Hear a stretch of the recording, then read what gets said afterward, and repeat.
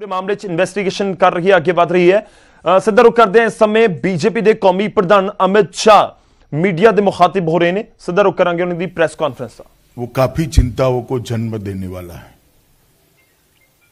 उन्होंने प्रमुख रूप से बयान में 4 बातें बताई हैं। एक, ये जो पुलवामा पर निंदनीय हमला हुआ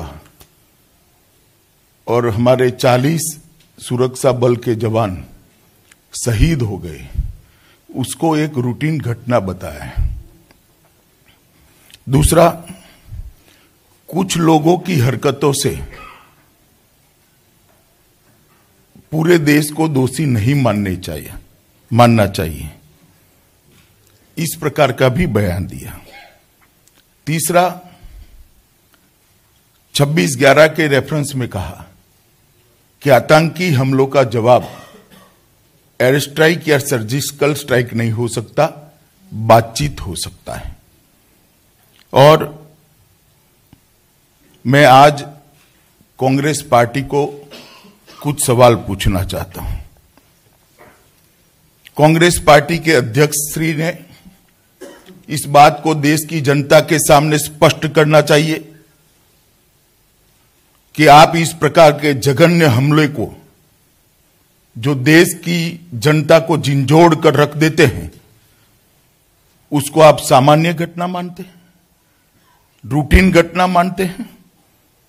2, कुछ लोगों की हरकतों से, 7-8 लोगों की हरकतों से किसी देश को दोषी नहीं मानने चाहिए। क्या कांग्रेस पार्टी मानती है कि जो आतंकवादी घटनाएं देश में होती है, इसका पाकिस्तान सरकार, पाकिस्तान की सेना से कोई रिश्ता है या नहीं है? इसकी स्पष्टता करनी चाहिए। अगर रिश्ता है तो फिर दोषी कौन है, इसका जवाब कांग्रेस पार्टी ने देना चाहिए। और तीसरा, आतंकवादी हमले का जवाब सर्जिकल स्ट्राइक और एयर स्ट्राइक से नहीं देना चाहिए, बातचीत से इसका समाधान ढूंढना चाहिए। क्या ये कांग्रेस पार्टी की आतंकवाद को डील करने की नीति अधिकृत है? क्या कांग्रेस पार्टी के अध्यक्ष ने तीनों मामलों पर देश की जनता को जवाब देना चाहिए। जब देश पर इस प्रकार के आतंकी हमले होते हैं, देश के सुरक्षा बल और सेना के जवान हताहत होते हैं, देश के नागरिक हताहत होते हैं, और कांग्रेस पार्टी और उनके इतने प्रमुख पदाधिकारी बातचीत का रास्ता सुझाते हैं, इससे कांग्रेस पार्टी सहमत है क्या? आपने यूपीए के शासन में 26/11 से लेकर कई बम धमाके, सीरियल बम ब्लास्ट देश भर में हुए, और आपकी पॉलिसी के तहत आपने बातचीत का रास्ता अख्तियार किया। क्या परिणाम निकला? इसका भी जवाब कांग्रेस पार्टी के अध्यक्ष ने देश की जनता को देना चाहिए। उन्होंने स्वयं स्पष्टता करनी चाहिए। कांग्रेस पार्टी हर बार चुनाव नजदीक आती है तो तुष्टीकरण की राजनीति करती है, एपीसमेंट की पॉलिटिक्स करती है, वोट बैंक की पॉलिटिक्स करती है। इसमें मुझे कोई आपत्ति नहीं है, ये उनकी परंपरा है। कई सालों से, 3 दशकों से कांग्रेस ने एपीसमेंट का बीज इस देश के अंदर बोया है। हमें इसमें कोई आपत्ति नहीं है, देश की जनता इसको जानती है। परंतु वोट बैंक की राजनीति क्या देश हित से ऊपर हो सकती है? वोट बैंक की राजनीति शहीदों के खून के ऊपर हो सकती है? वोट बैंक की राजनीति क्या शहीद परिवारों के दुख के ऊपर हो सकती है? इसका भी जवाब कांग्रेस पार्टी के अध्यक्ष ने देना चाहिए। कांग्रेस पार्टी के इस बयान से देश के जवानों की शहीदगी का अपमान हुआ है, देश की सुरक्षा पर एक सवालिया निशान खड़ा किया है, और जो देश को हताहत करने में लगे हैं उनका मनोबल बढ़ा है। ये तीनों बातों का जवाब कांग्रेस पार्टी ने देना चाहिए। 7 मार्च को स्वयं कांग्रेस अध्यक्ष ने कहा कि कांग्रेस एयर स्ट्राइक पर जो सवाल उठे हैं उसके जवाब मिलने चाहिए।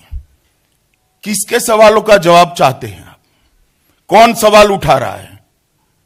एयरफोर्स पर सवाल उठाने का काम कौन कर रहा है? आप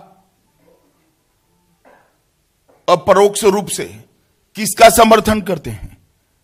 भारतीय एयरफोर्स, भारत की एयरफोर्स पर संदेह करना ये किसी भी पार्टी के राष्ट्रीय अध्यक्ष के लिए मैं मानता हूं उचित नहीं है। इसका भी जवाब उन्होंने देना चाहिए। जब 6 अक्टूबर 2016 को शायद यूपी में कांग्रेस अध्यक्ष ने एक बयान दिया था कि आप खून की दलाली करते हो, उस वक्त सर्जिकल स्ट्राइक हुई थी। सर्जिकल स्ट्राइक के वक्त उसको आप खून की दलाली का टैग लगाने का प्रयास करते हो। एयर स्ट्राइक के वक्त उस पर शंका उत्पन्न करते हो। किसको खुश करना चाहते हैं आप? वोट बैंक की राजनीति को इतने आगे ले जाने का प्रयास मत करिए। पूरा देश आपको देख रहा है। जेएनयू में जब भारत विरोधी नारे लगते हैं, आप इसको अभिव्यक्ति की आजादी कहते हैं और इनके समर्थन में वहां जाकर खड़े होते हैं। यह भी एक वोट बैंक की राजनीति का तुष्टीकरण का एक घिनौना उदाहरण है। इसके बाद में कल हमेशा की तरह कांग्रेस ने इस बयान से किनारा कर लिया। मैं एक सलाह देना चाहता हूं कांग्रेस पार्टी को। आपके किनारे को देश की जनता ठीक तरह से समझती है, इसीलिए आपको किनारे कर दिया है। कोई भी बयान देना, तुष्टीकरण की पॉलिटिक्स करना आपकी रणनीति का हिस्सा है। कभी बीके हरिप्रसाद को व्यक्तिगत बयान बता देते हैं, कभी दिग्विजय सिंह के बयान को व्यक्तिगत बयान बता देते हैं, कभी पी चिदंबरम के बयान को व्यक्तिगत बयान बता देते हैं, कभी कपिल सिब्बल के बयान को व्यक्तिगत बयान बता देते हैं, कभी नवजोत सिंह सिद्धू के बयान को व्यक्तिगत बयान बता देते हैं, मणिशंकर अय्यर को एक्सपेल कर वापिस ले लेते हो। संदीप दीक्षित जब सेनाध्यक्ष गुंडे जैसे हैं कहते हैं, उनको व्यक्तिगत बयान बता देते हो। मगर ये लोगों को कुछ नहीं होता, वो कांग्रेस अध्यक्ष के इर्द गिर्द घूमते हैं। एक कांग्रेस अध्यक्ष श्री राहुल गांधी की रणनीति का हिस्सा है वोट बैंक की ओछी राजनीति, तुष्टीकरण की राजनीति। इर्द गिर्द से लोगों से कराते रहो, बयान से किनारा करते रहो, देश हित के ऊपर वोट प्राप्त करने की राजनीति करते रहो। मैं मानता हूं कि देश की जनता इसको अब समझ चुकी है और कांग्रेस अध्यक्ष ने स्वयं इस बयान के लिए माफी मांगनी चाहिए। देश के जवानों की माफी मांगनी चाहिए, देश के सुरक्षा बल और सेना की माफी मांगनी चाहिए और देश की जनता की भी माफी मांगनी चाहिए। इतने सालों तक, 10 साल तक यूपीए की सरकार रही, सोनिया मनमोहन की सरकार रही, आपने टेररिज्म पर कोई कठोर कार्यवाही नहीं की। ना आप में हिम्मत थी, ना। ਤਾਂ ਅਮਿਤ ਸ਼ਾਹ ਬੀਜੇਪੀ ਦੇ ਕੌਮੀ ਪ੍ਰਧਾਨ ਉਹਨਾਂ ਦੇ ਵੱਲੋਂ ਨਿਸ਼ਾਨਾ ਕਾਂਗਰਸ ਦੇ ਉੱਤੇ ਸਾਧਿਆ ਜਾ ਰਿਹਾ ਹੈ। ਕਾਂਗਰਸ ਦੇ ਇੰਡੀਅਨ ਓਵਰਸੀਜ਼ ਪ੍ਰਧਾਨ ਸੈਮ ਪਿਤਰੋਦਾ ਦੇ ਬਿਆਨ ਨੂੰ ਲੈ ਕੇ ਕਾਂਗਰਸ ਘਿਰੀ ਨਜ਼ਰ ਆ ਰਹੀ ਹੈ ਤੇ ਬੀਜੇਪੀ ਦੇ ਵੱਲੋਂ ਆਪਣੇ ਸਭ ਤੋਂ ਵੱਡੇ ਚਿਹਰਿਆਂ ਦੇ ਵਿੱਚੋਂ ਇੱਕ ਅਮਿਤ ਸ਼ਾਹ ਨੂੰ ਮੈਦਾਨ ਦੇ ਵਿੱਚ ਉਤਾਰ ਦਿੱਤਾ ਗਿਆ ਹੈ। ਜਿਸ ਤਰੀਕੇ ਨਾਲ ਸੈਮ ਪਿਤਰੋਦਾ ਦੇ ਵੱਲੋਂ ਬਿਆਨ ਦਿੱਤਾ ਗਿਆ ਸੀ ਤੇ ਕਾਂਗਰਸ ਨੂੰ ਘੇਰਦੇ ਨਜ਼ਰ ਆ ਰਹੇ ਨੇ।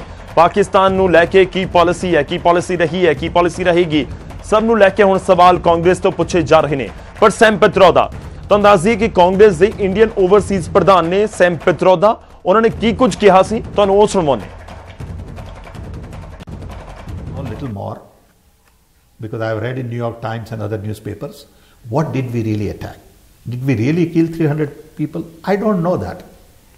As a citizen, I am entitled to know. And if I ask, it is my duty to ask. Okay. ਤਾਂ 에ਅਰ ਸਟ੍ਰਾਈਕ ਕੀਤੀ ਗਈ ਪੁਲਵਾਮਾ ਦਹਿਸ਼ਤਗਰਦੀ ਹਮਲੇ ਤੋਂ ਬਾਅਦ ਤੇ ਉਸ ਉੱਤੇ ਸਿਆਸਤ ਲਗਾਤਾਰ ਜਾਰੀ ਹੈ। ਇੱਕ ਵਾਰ ਮੁੜ ਤੋਂ ਪਾਕਿਸਤਾਨ ਦਾ ਮੁੱਦਾ ਦੇਸ਼ ਦੀ ਸਿਆਸਤ ਦੇ ਵਿੱਚ ਖੂਬ ਗੂੰਜ ਰਿਹਾ ਹੈ। ਪਰ ਇਸ ਵਿਚਾਲੇ ਸਵਾਲ ਹੈ ਕਿ ਬੀਜੇਪੀ ਨੂੰ ਬਾਲਾਕੋਟ 에ਅਰ ਸਟ੍ਰਾਈਕ ਦਾ ਚੋਣ ਫਾਇਦਾ ਮਿਲੇਗਾ। ਕਿ 에ਅਰ ਸਟ੍ਰਾਈਕ ਤੋਂ ਬਾਅਦ ਪ੍ਰਧਾਨ ਮੰਤਰੀ ਮੋਦੀ ਮਜ਼ਬੂਤ ਹੋਏ ਨੇ इन्हां सवालों का जवाब जम्मू कश्मीर के साबका मुख मंत्री उमर अब्दुल्ला तो जानेंगे, जिन्होंने न्यूज़ 18 के एसोसीएट एडिटर शब्बीर मीर के नाल एक्सक्लूसिव गलबात की। उमर अब्दुल्ला का यह पूरा इंटरव्यू अज रात 8:56 से न्यूज़ 18 उर्दू से वेख्या जा सकता है।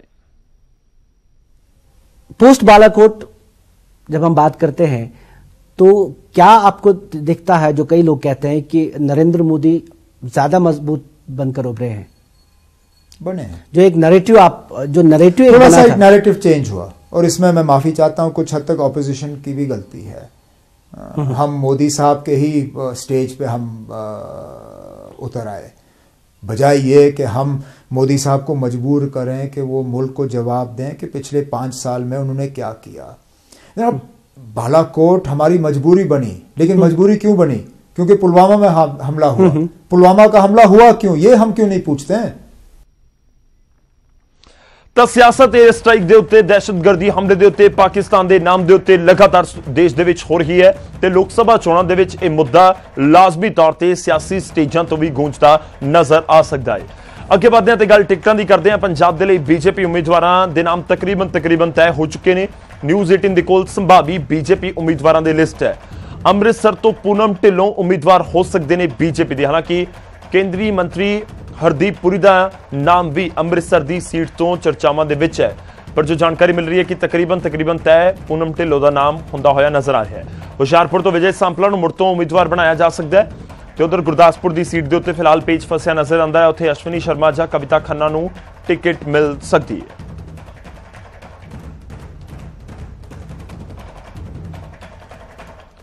उधर बीजेपी ने लोक सभा चोणों के लिए अपने उम्मीदवारों की तीजी लिस्ट जारी कर दी। इस लिस्ट के 36 उम्मीदवारों के नाम अनाउंस किए गए। इस तो पहला वीरवार को बीजेपी ने पहली लिस्ट जारी की सी ते शुक्रवार की देर रात बीजेपी वालों दूजी ते तीजी लिस्ट जारी कर दी गई। हालांकि दूजी लिस्ट में सिर्फ 21 नाम सी। बीजेपी की तीजी लिस्ट के आंध्र प्रदेश, असम, महाराष्ट्र, मेघालय, ओडिशा ते आसाम के उम्मीदवारों के नाम रहे। तो उधर बीजेपी ने जो तीजी लिस्ट जारी की उस सब तो हैरान करने वाला नाम सी संबित पात्रा का। नैशनल स्पोक्सपर्सन ने तो उन्होंने ओडिशा की पूरी सीट तो चोण मैदान में उतारिया गया। उधर कांग्रेस ने भी लोक सभा चोणों के लिए शुक्रवार देर रात 35 उम्मीदवारों की अपनी 7वीं लिस्ट जारी कर दी। रेणुका चौधरी को तेलंगाना के खम्मन तो, जबकि इमरान प्रतापगढ़ी उत्तर प्रदेश के मुरादाबाद तो टिकट दिता गया। उधर राज बब्बर को इस बार मुरादाबाद की थां फतेहपुर सीकरी तो टिकट दिता गया। यह भी तो दस दिए कि बीजेपी वालों चौथी लिस्ट, हालांकि वो एनडीए के वालों अनाउंस किए गए हैं। बिहार दे विच जेडीयू ते बीजेपी का अलायंस है, तो उत्थे भी उम्मीदवारों का ऐलान कर दिता गया है। पटना साहब तो रविशंकर प्रसाद को मैदान दे विच उतारिया गया है।